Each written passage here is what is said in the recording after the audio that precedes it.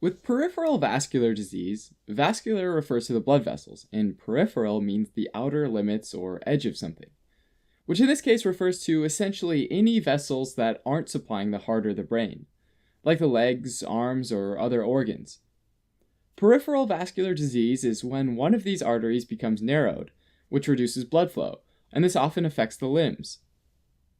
Peripheral vascular disease, or PVD, usually involves the arteries, and so sometimes it's also referred to as peripheral artery disease, or PAD. PVD is most often caused by a blockage called organic PVD, most commonly caused by atherosclerosis, which is a buildup of lipids and fibrous material just under the inner lining of the blood vessel, called the tunica intima. When plaque builds up, it narrows the artery, which reduces perfusion to whatever tissue it tends to supply. And this buildup usually happens over the course of years. Also, though, the vessel could be blocked by an embolus, which can happen suddenly if a blood clot from some upstream artery lodges in a peripheral artery, which obviously stops blood flow from getting to the tissue the vessel supplies. Besides organic PVDs, though, there are also functional PVDs, where blood vessels stop blood flow by changing diameter, like with vasospasms, where the vessel constricts and blood flow is reduced. This type is usually short-term and can come and go. Alright, so the most commonly affected vessels in peripheral vascular disease are the arteries supplying the legs. So when less blood gets to the muscle tissue in the legs, that tissue sees less oxygen and becomes ischemic. Ischemic cells release adenosine, a type of signaling molecule which is thought to affect nerves in these areas, which is felt as pain. This pain in the legs is often referred to as claudication. Sometimes, even though it's narrowed, at rest there's enough blood to meet the tissue's demands, and many people are usually asymptomatic. But if that person is walking or exercising, then the leg muscles start to work harder and demand more oxygen. So demand becomes greater than what's being supplied, which causes the claudication or pain. The location of the pain is a clue on which artery is involved. If it's the hips and the buttocks, think lower aorta or iliac. If it's the thigh, then think iliac or common femoral artery. For the upper 2/3 of the calf, the superficial femoral artery. The lower 1/3, the popliteal artery. And finally for the foot, think tibial or peroneal artery. Other symptoms include leg or foot wounds or ulcers that don't heal up normally, as well as color changes of focal areas of the skin. So for example, if the leg's been affected, the foot might turn pale white when it's raised, called elevation pallor.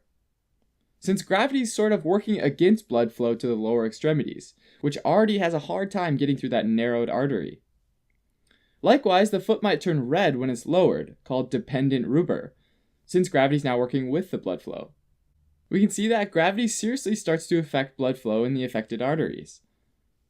As that arterial blockage gets bigger, less and less blood gets to the tissues, which can lead to more serious complications. First, rest pain describes a continuous burning or pain in the forefoot and toes when the legs are elevated, and then the pain is relieved when they're lowered, like hanging the feet over the bed or walking around the room, which allows more blood to get down to the foot. If the blockage is severe enough, then the limb might be at risk of gangrene, death of the tissue, because without oxygen for long enough, the cells can actually die, or necrose. In which case the dead tissue would likely have to be removed, and in some cases the limb would have to be amputated. The major risk factors and causes of peripheral vascular disease are the same as those for atherosclerosis. The same process that, if involved in the neck arteries, can cause a stroke, and if involved in the coronary arteries, can cause a myocardial infarction or a heart attack.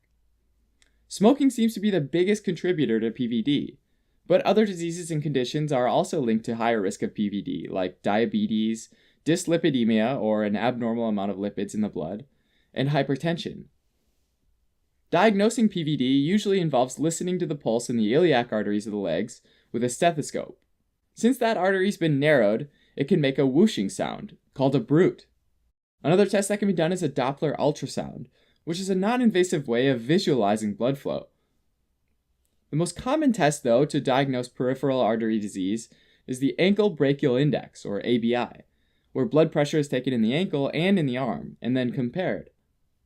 Peripheral artery disease is typically diagnosed if the systolic blood pressure in the ankle divided by the systolic blood pressure in the arm is less than 0.9. In general, claudication is often seen in people with an ABI between 0.4 and 0.9. Rest pain is seen between 0.2 and 0.4, and tissue loss, ulcers, and gangrene between 0 and 0.4. Treating PVD often requires significant lifestyle changes that address the underlying risk factors, like quitting smoking, for one, as well as adopting healthy eating habits and exercising regularly. Alongside these, though, sometimes people with PVD will also get certain medications that typically aim to reduce the likelihood of blood clotting and obstruction of the blood vessels. Surgical intervention like angioplasty or bypass surgery is rarely needed. Thanks for watching. You can help support us by donating on Patreon or subscribing to our channel or telling your friends about us on social media.